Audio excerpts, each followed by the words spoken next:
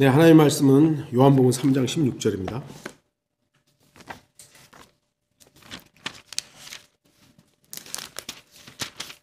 요한복음 3장 16절입니다.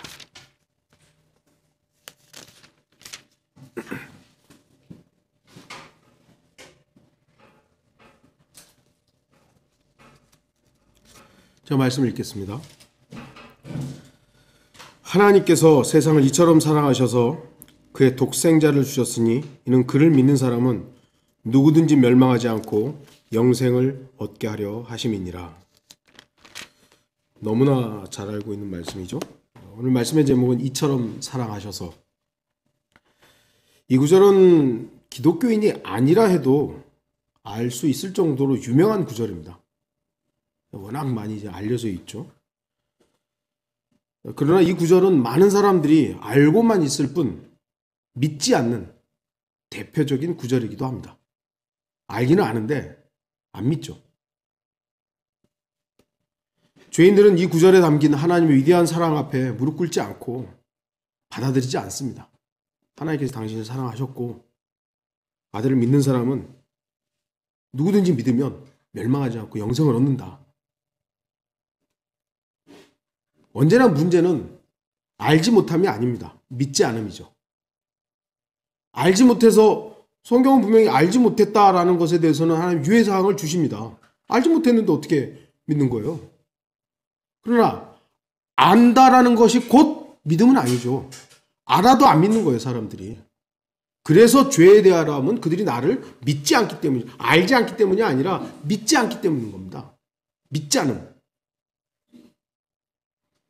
제가 지난주에도 한 모임에 이제 잠깐 가서 여러 가지 이제 독서 토론에서 얘기를 하다가 그런 얘기를 했어요. 믿음의 문제라고. 여러분들은 하나님이 없다고 믿지 않나요? 없다고 믿는 거다. 나는 하나님이 있다고 믿는 거다. 모든 것은 믿음의 문제이지 지식이나 알의 문제가 아니다. 우주가 진화를 했다고 믿는 거고 나는 창조됐다고 믿는 거다. 그걸 받아들이든 받아들이지 않든 그들은 제가 목사인지 아니까 제가 이렇게 반설교적으로 해도 들어야지 어떡하겠어요. 예. 이미 이제 복음도 여러 차례 전하기도 하고 한 친구 같은 경우는 예전에 원경영 목사님 우리 교회 왔을 때 개인 구령을 해서 영접을 했었던 사람이야. 그런데 지금은 그냥 뭐더라? 토종 비결인가? 뭐더라? 요즘에 그런 거 이상한 거 공부한대요. 그래서 어떡하겠어요. 억지로 말릴 수도 없는 거고. 정말 그 당시에 구원받았다면 저와 함께 위에 있겠죠. 근데 그것이 그냥 지식으로만 끄떡끄떡하고 그 상황을 모면하기 위해서 그냥 영접기도 하고 이랬었던 거라면 위에서 만날 가능성이 없는 것이죠. 세상 사람들은 하나님을 사랑의 화신, 예수 그리스도는 사랑이시다, 사랑의 화신 정도로 생각합니다. 물론 성경은 하나님은 사랑이시다라고 말씀합니다. 요한일서 4장 8절과 16절 사랑하지 아니하는 자는 하나님을 알지 못하나니 하나님은 사랑이시기 때문이라. 하나님께서 우리를 향해 가지신 그 사랑을 우리가 알고 또 믿었으니 하나님은 사랑이시라. 사랑 안에 거하는 사람은 하나님 안에 거하고 하나님께서도 그 사람 안에 거하시느니라. 그럼에도 불구하고요, 하나님께서 세상을 사랑하셨다라는 기록은 오늘 본문을 제외하고는 없습니다. 하나님께서 세상을 이처럼 사랑하셔서 세상을 사랑했다라는 이런 내용은요, 이 구절 오늘 요한복음 3장 16절 이외에는 세상을 사랑했다는 말씀은 없습니다. 분명히 주의해야 될 것은 하나님께서 세상을 이처럼 사랑하셨다라는 과거입니다. 완료고요. 사랑했다. 이미 끝냈다라는 겁니다. 이미 사랑했다라는 겁니다. 또한 그의 독생자를 주셨다라는 것도 과거에 이미 주신 거예요. 한 번 주신 거로 끝난 거예요. 또 주시는 게 아니에요. 물론 재림하시지만 그 재림은 초림 때에 예수 그리스도께서 세상의 죄를 제거하기 위해서 오신 그 대상으로 또 주는 게 아닙니다. 다시 오시는 그분이 심판해 주러 오시는 것이죠. 하나님께서는 앞으로 세상을 사랑하겠다. 앞으로 독생자를 또 주겠다. 앞으로 이러이러한 일을 하겠다라는 것이 아닙니다. 이미 과거에 사랑하셨고 독생자를 주셨다라는 겁니다. 완료된 거예요. 끝난 거예요. 현대 배교한 기독교계에서는 하나님 하면 자동적으로 사랑을 생각하게 합니다. 물론 우리도 사랑의 하나님 분명하죠. 그러나 사람들이 생각하는 사랑과 하나님께서 말씀하신 사랑은 하늘나라와 지옥만큼이나 차이가 큽니다. 너무 차이가 있는 것이죠. 하나님께서는 과거에 세상을 사랑하셨지만 지금은 아닙니다. 하나님께서 세상을 이처럼 사랑하셔서 그의 독생자를 주셨으니 라는 말씀은 모두 과거에 이미 완료된 걸로 되어 있는 것입니다. 물론 지금도 사랑한다 라는 부분은 오래 참으심에 해당하는 것이지 초림의 사랑과 지금의 사랑을 동일하게 여기면 안 되는 겁니다. 지금은 오래 참으심이에요. 물론 그 오래 참으심도 사랑의 범주 안에 있는 것이긴 합니다만 내용이 같지 않습니다. 오늘 저는 오래 참으심의 사랑에 대해서 얘기하려는 게 아닙니다. 하나님께서는 과거에 세상을 사랑하셨고 이처럼 사랑하셨기 때문에 하나님께서 하셔야 할 일을 과거에 갈보리 십자가에서 이미 끝냈다라는 것을 우리가 알아야 됩니다. 사랑은 이미 완성된 겁니다. 완료된 거예요. 성경 어디를 보아도 지금도 하나님께서 초림 때의 사랑으로 세상을 사랑하신다는 말씀은 발견할 수 없습니다. 근데 사람들은 교회는 여전히 하나님은 당신을 사랑하십니다. 하나님은 당신을 사랑하십니다. 그 사랑이 뭔지를 알려줘야 될 거 아니에요. 어떤 사랑인지를 알려줘야 될 거 아니에요. 무조건 사랑한다고 하니까 사람들이 자기를 못 보는 거예요. 당신은 사랑받기 위해 태어난 사람. 이건 그냥 유행가가 됐잖아요. 유행가가. 그리고 자기가 마치 존중받기 위해서 태어난 것 사랑 생각하는 거예요. 아니요. 사람은 저주받은 겁니다. 이 사람이 구원받아야만 하나님의 존중의 대상이 되는 거예요. 반드시 거듭나야만 하나님의 사랑, 그 모든 사랑의 유일한 대상이 되는 것이고 존중의 대상이 되는 것이지 구원받지 않은 사람은 심판의 대상입니다. 저주의 대상입니다. 이걸 자꾸 잊게 만드는 거예요. 당신은 구원의 대상입니다. 당신은 사랑의 대상이 아니라 저주의 대상입니다. 이걸 말 안 하지 않는 거예요. 왜요? 말하면 교회 다 나가니까요.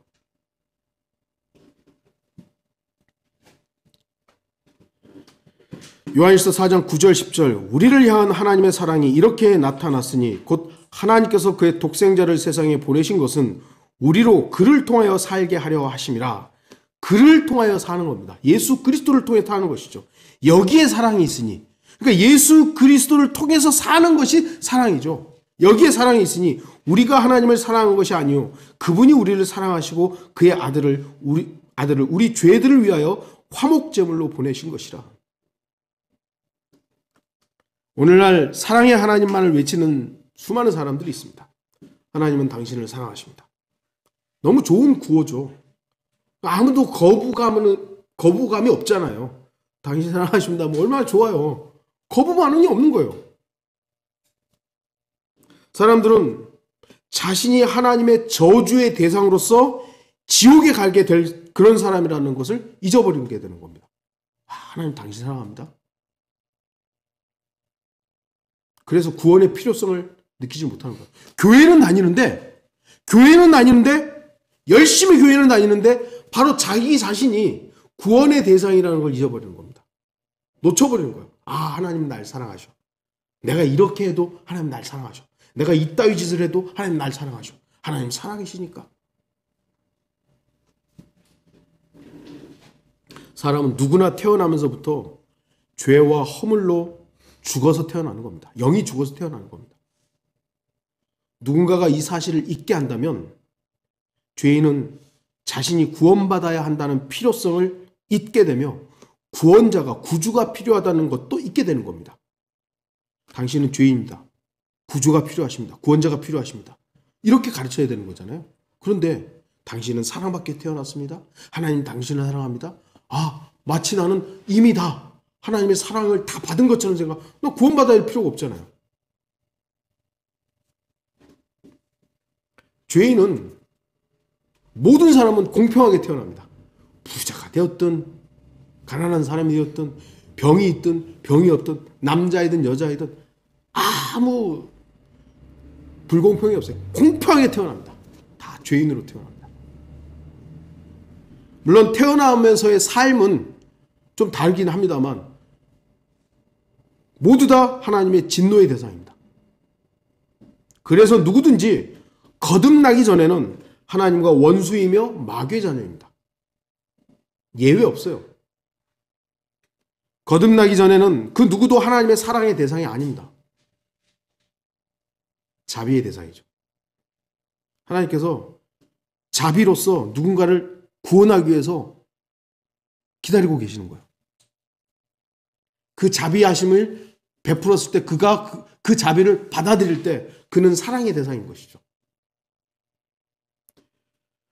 하나님의 진노의 대상이라는 사실을 잊게 하는 모든 교육들, 모든 종교들 마귀적입니다. 인본주의가 왜 위험한 겁니까? 사람 중심으로 보기 때문이에요. 사람은 선하다, 가능성이 있다, 무한한 가능성이 있다. 이게 인본주의죠. 하나님은 너네는 가능성 없어. 너네는 내가 아니면 하나님 자신이 아니면 너네는 아무것도 할 수 없어. 이게 신본주의예요.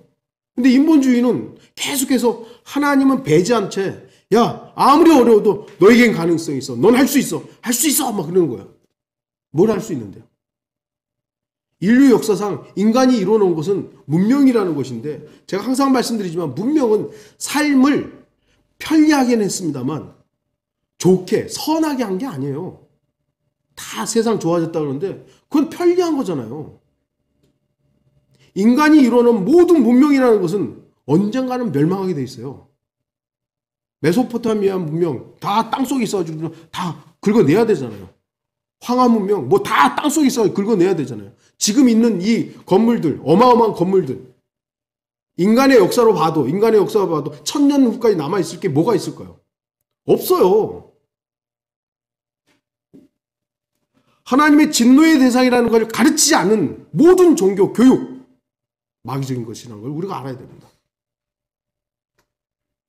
요한복음 3장 18절 아들을 믿는 사람은 정죄를 받지 아니하나 믿지 않는 사람은 이미 정죄를 받은 것이라. 이는 그 사람이 하나님의 독생자의 이름을 믿지 않았기 때문이라. 예수 그리스도를 믿지 않는 사람은 앞으로 정죄 받을 것이다가 아닙니다. 이미 정죄 받은 겁니다. 믿지 않은 그 상태가 이미 정죄예요. 너는 안 믿었으니까 앞으로 정죄받을 거가 아니라 믿지 않은 그 자체가 이미 죄가 정해져 있는 거예요. 아까도 말씀드렸듯이 믿지 않음이 죄니까요. 더 이상 교회의 강단에서는 죄에 대해서 단죄하거나 지옥의 실체를 말하거나 하나님의 심판에 대해서 설교하는 목사들은 이제는 희귀 목사가 되어버렸어요. 왜 안 합니까? 사랑과 그러한 긍정적인 설교를 하지 않으면 교인들이 떠나버리기 때문이죠. 오늘날 강단에서는요, 이게 인문학 강조한지 하나님의 말씀을 선포하는 것인지 헷갈릴 때가 너무 많아요. 듣긴 너무 좋아요. 목사의 설교 이야 저렇게 너무 잘하신다. 너무 잘한다. 그런 설교는 뭐 유튜브만 찾아봐도 많아요. 근데 그것이 인문학 강조하러 변질되어 있다면 여러분들 주의하셔야 돼요. 하나님의 말씀이 선포되어야 되는 것이지 내 마음을 하나님의 말씀으로써 나를 감동시켜야 되는 것이지 인문학 거기다가 살짝 예수님의 이름 끼워넣고 하나님의 이름 끼워넣어가지고 인문학 강좌를 하는 것 여러분 구별해내야 합니다. 그렇지 않으면 우리도 병들게 됩니다. 성경에는 갈보리 십자가와 관련이 없는 사랑의 하나님은 없습니다. 갈보리 십자가에서 죽으신 예수 그리스도의 사랑과 관련이 없는 하나님의 사랑은 없습니다. 주목하십시오. 하나님께서는 독생자 주 예수 그리스도께서 죄인들의 손에 죽임을 당하는 것을 보신 후에 그 누구도 사랑하지 않습니다. 하나님은 예수 그리스도를 배제하고는 그 누구도 사랑하지 않아요. 왜냐하면 아들을 사랑하셨기 때문이죠. 근데 그 아들을 죄인들이 죽였잖아요. 그래서 더 이상 하나님은 인간을 1대1로가 아니라 아들을 통해서만 보시는 겁니다. 아들을 통해서만. 예수 그리스도를 통해서. 왜요? 아들이신 예수 그리스도만이 유일한 하나님이니까 또. 예수 그리스도를 배제한 채 하나님께 사랑을 구하고 사랑을 받으려고 자신의 사랑을 나타내려 한다? 모두 마귀에게 속는 겁니다. 하나님께서는 오직 자신의 아들을 믿는 그 사람만 사랑하십니다. 하나님께서 베푸신 사랑을 받아들인 사람만 사랑하는 거예요.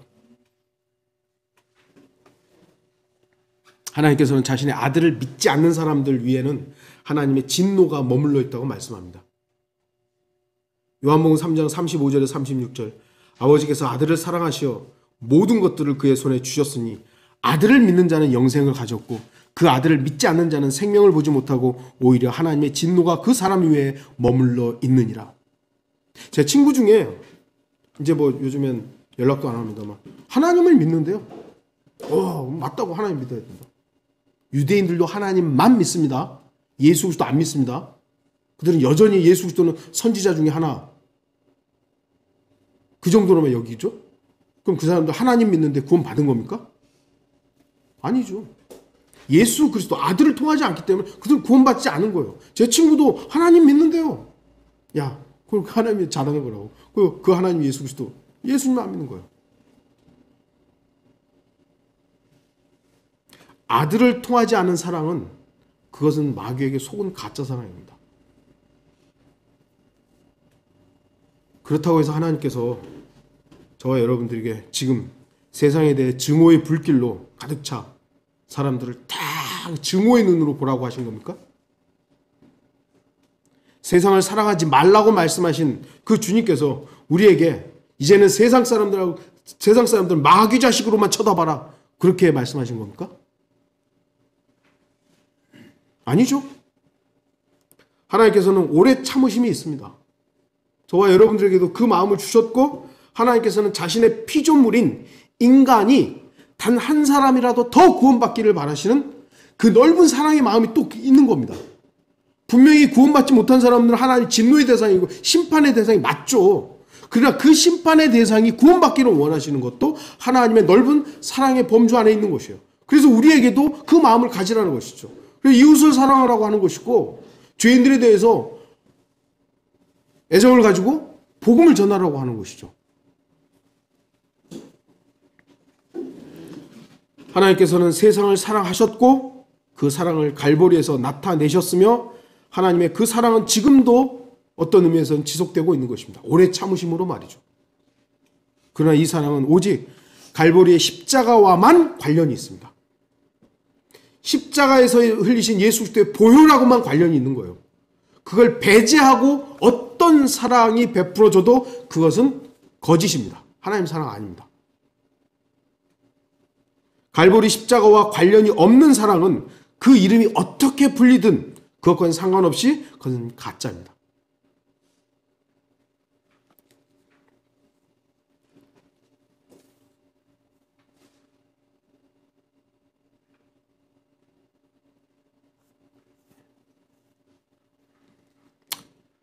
사랑의 하나님께서 지금도 구원받지 못한 죄인들을 십자가와 관련 없이 사랑하신다고 착각하면 안 됩니다.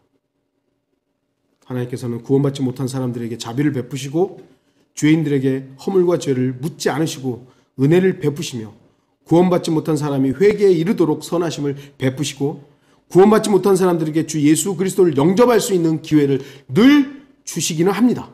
그러나 구원받지 못한 사람들은 예수 그리스도 없이 사랑하지는 않습니다. 하나님께서는 예수 그리스도 없이 세상 사람들을 사랑하는 게 아니에요. 그리스도 안에 있지 않은 사람은 그가 누가 되었든지 하나님의 사랑의 대상이 아닌 저주와 진노의 대상임을 알아야 됩니다.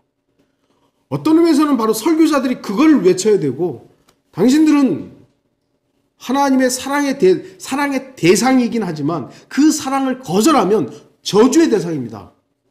저주 받은 겁니다. 하나님의 사랑으로 돌아오십시오. 그 말을 못하는 것이죠.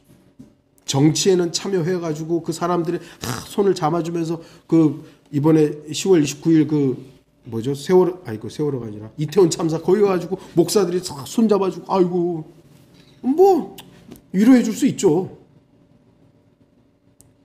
그건 하나님 심판. 거기서 애타게 죽었던 그 젊은이들이 다 하늘나라에 있대요.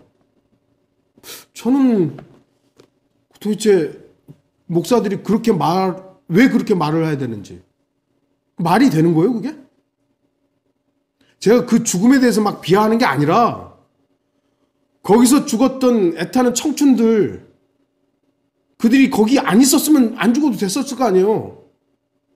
그리고 그것을 처리했던 그 어른들의 잘못들, 뭐 다 잘못이 있죠. 그러나 목사들이 가가지고 거기에서 저는 뭐 가야 될 필요도 없다고 생각합니다. 거기 가가지고 유족들의 손을 잡아주고 우리 애타는 청춘을 다 하늘나라에 그 사람은요 하나님 믿는 사람 아닙니다. 그 목사는 목사도 아닌 거예요. 구분을 해야죠.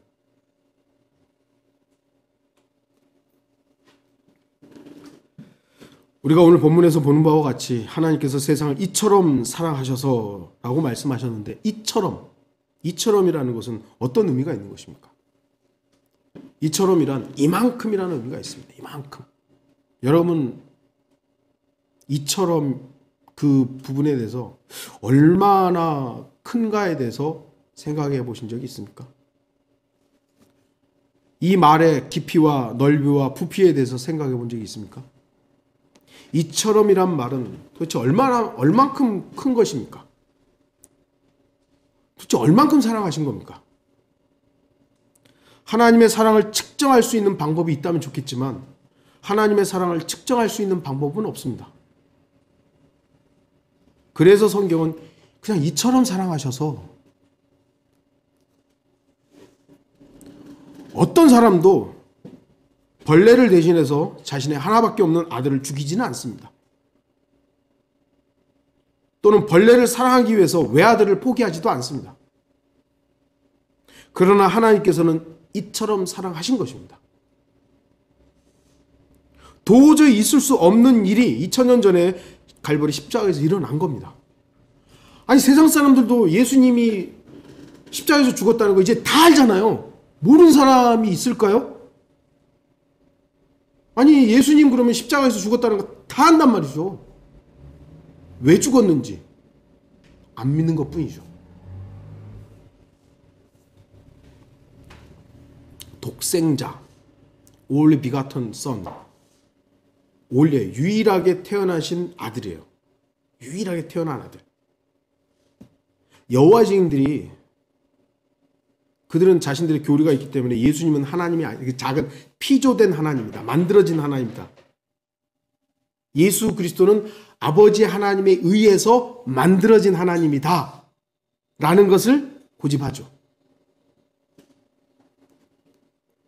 성경에서 나았다. 비가튼이라는 태어났다. 이게 바로 칼빈도 이 부분을 오해했던 것이고요. 수많은 학자들이 결국 다 오해했습니다. 나았다라는 단어가 나올 때는요. 항상 예수 그리스도의 초림을 말씀하시는 거예요. 유일하게 태어난 아들이에요. 성령으로 유일하게 태어난. 그럼 우리도 하나님 성령으로 태어났는데 그러면 우리는 뭐죠? 여자를 통해서 유일하게 태어난. 우리는 여자를 통해서 태어날 때 성령으로 태어난 거 아니에요. 그냥 육신으로 태어났잖아요. 예수님만 유일하게 여자에게서 태어난 아들이에요. 근데 그분은 온전하신 거죠. 우리는 여자에게 태어날 때 온전하지 않았어요. 그래서 거듭나야 되는 거예요.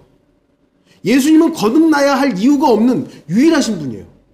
그냥 성령으로 잉태됐고 성령으로 태어나신 유일한 아들이에요. 그래서 태어났다는 이 단어가 나올 때는 하나님께서 이 아들을 태어나게 했나? 그것이 아니라 초림을 말하는 거예요. 이게 교리적으로 정리가 안 되니까 그래서 아까 말한 여호와 증인들이 나오는 것이고 칼빈도 이 부분에서 뭐라고 표현하더라? 태초 이전에 그냥 유출됐다고 표현하죠. 그러니까 아버지로부터 유출된 아들 하나님 이렇게. 그럼 뭐예요 그게? 결국은 태어난 신이 되어버리는 거죠. 죄인들을 구원하기 위해서 하나님이신 주 예수 그리스도께서는 죄인의 모습으로 죄인의 형체를 입고 첫 태생이 되신 것입니다.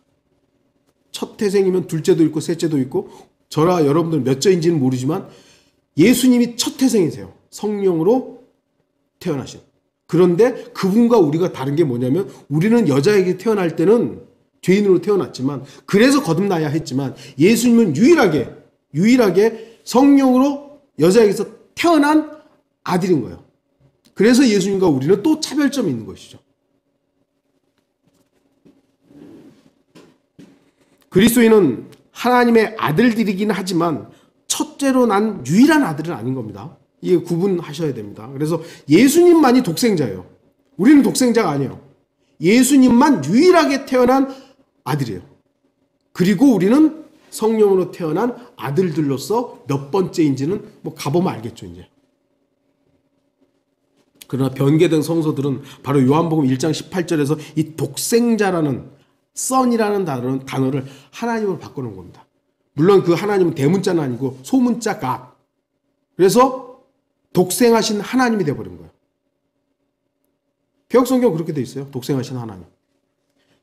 그리고 여호와 증인들이 신세계역본에는 유일하게 태어난 신 이렇게 돼 있습니다. 성경의 한 단어가 바뀜으로써 교리가 달라진다는 것이 그래서 중요한 겁니다. 하늘의 영광의 보좌와 찬란한 위엄을 뒤로한 채 주 예수 그리스도께서는 어린 양으로서 희생제물이 되기 위해 오셨습니다.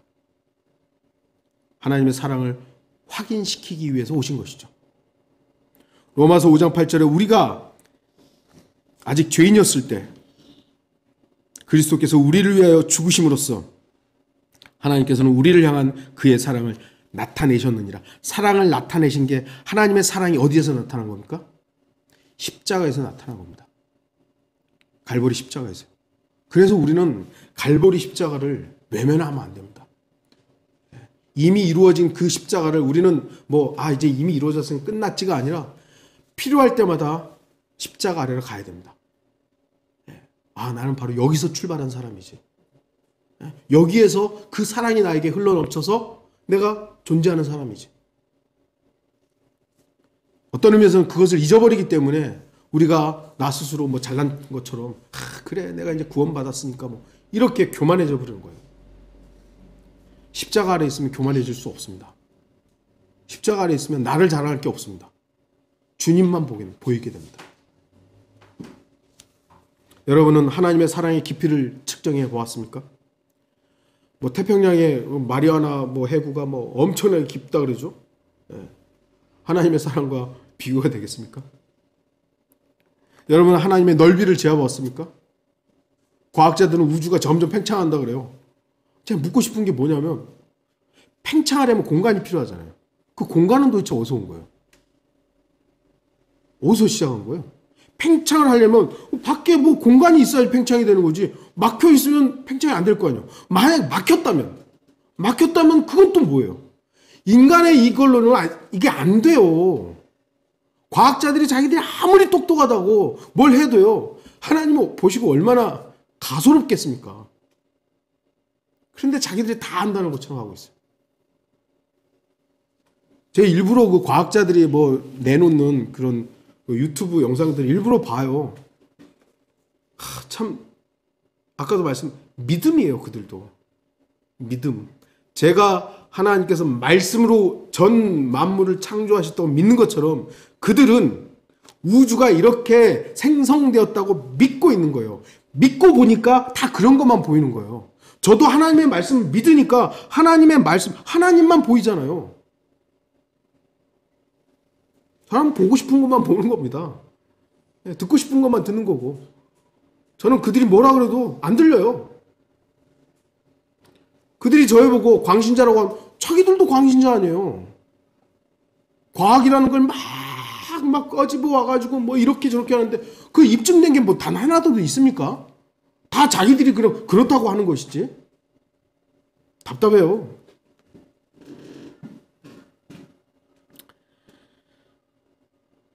사람들은 하나님의 사랑의 깊이와 넓이, 부피 모릅니다. 그래서 성경은 어쩔 수 없이 표현이 이처럼 사랑하셔서 라고 그 말씀 속에 압축시켜 놓은 것입니다. 그래서 우리는 이 압축된 이처럼이라는 부분에 대해서 깊이 묵상해야 되는 것이에요. 하나님은 정말 아들을 죽이는 이 놀라운 사랑을 발현하셨구나. 이처럼이라는 이 단어는 이런 모습으로라는 뜻도 있습니다. 여러분은 갈보리 십자가에서 어떤 일이 일어났는지 알고 있죠? 2000년 전 갈보리에서는 세상의 그 어떤 죽음보다 더 비참한 모습으로 한 사람이 죽었습니다.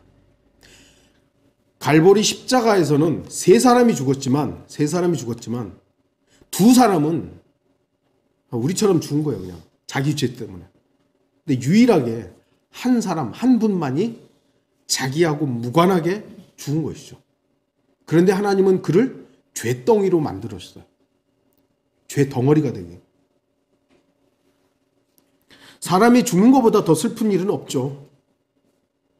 죽음 자체도 슬픈 일인데 그 사람을 죽이기 위해 불이 준비되고 온갖 고문 틀이 준비된다면 얼마나 더 가슴 아픈 일이겠습니까? 저는 학생 때 전쟁에 관련된 사진전이 있어서 좀 본 적이 있어요. 와, 사진은 죽은 시체들이 있는데 전쟁에서 죽은 사람이 곱게 죽은 사람은 없잖아요. 여기서 터지고 저기서 터지고 그러니까 얼굴이 날아가고 뭐 잘리고 내장이 쏟아지고 이런 사진들을 보는 거예요. 정말 비참하고 처참한 죽음이었습니다. 지금도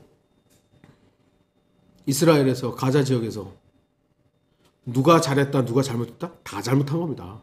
어떤 사람들은 유대인들만 막 싸고 돌고 어떤 사람은 또 팔레스타인들만 싸고 돌고 그러는데요. 다 잘못한 것이죠. 헤아려 새 것은 없습니다. 유대인들은 하나님의 심판에 지금 앞으로 대환란이라는 심판을 겪어야 되는 그런 대상들이고요.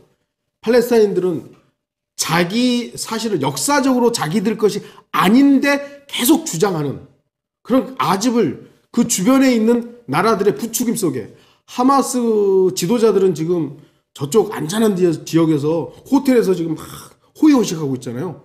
죽어나가는 건 하마스 대원들하고 팔레스타인들밖에 없어요. 우크라이나도 마찬가지고요. 전쟁 비참한 것입니다. 그래서 우리는 하나님께 우리의 기도하는 것이죠. 우리나라에 전쟁 안 일어나기 위해서 기도해야 되는 거지. 하나님 전쟁 이런 멍청한 사람이 어딨어요. 하지만 그 모든 것들이 하나님의 손 안에 있기 때문에 우리는 하나님의 손 안에서 어떤 상황이든 어떤 환경이든 감사함으로 받는 것이죠. 전쟁 비참합니다. 사람은 누구나 자신의 죄의 결과로 죽음을 맞으며 아담의 후손으로서는 죽음을 맞는 것은 지극히 당연한 겁니다. 응애하고 태어나는 순간 우리는 죽음을 향해 가잖아요. 그게 인간에게 주어진 어떤 의미에서는 운명이에요. 응애하고 태어났는데 물론 태어났다고 기뻐하지만 어느 순간 죽기 위해서 쏜살같이 달려가고 있는 것입니다. 왜요?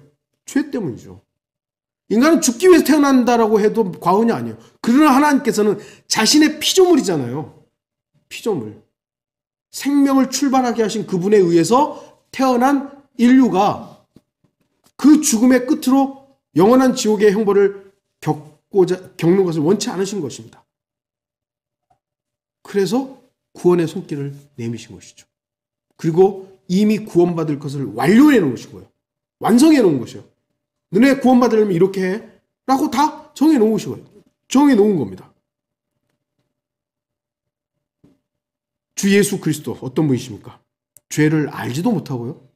죄를 짓지 않은 유일하게 거룩하시고 성결하신 분입니다. 그래 예수님만이 그런 분이기 때문에 예수님이 나를 여러분을 위해서 죽을 수 있는 유일한 분인 거예요. 만일 예수님이 사람들이 말하는 성인 중에 한 사람, 선지자 중에 한 사람이었다면 예수님도 죄가 있을 거 아니에요. 죄 없는 사람이 누가 있어요? 만약에 죄 있는 예수님이 나를 위해서 죽는다 하면 대단한 일이 될 수 있겠죠. 와, 나를 왜 죽어? 근데 그의 죄나 저의 죄나 씻겨지질 않아요. 제거될 수가 없어요. 고마운 일이지만 감사한 일은 아니에요. 하지만 죄 없으신 그분이 나의 죄를 대신 가져가시고 나를 의인으로 만들어주시고 자신이 죄덩어리로서 죽었어요. 그래서 죄에 대한 형벌을 더 이상 나에게 묻지 않는 일들을 완료해 놓으신 거예요.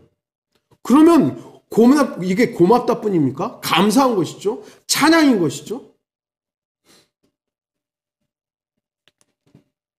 예수님만이 그렇게 할 수 있는 유일한 분이신 것입니다.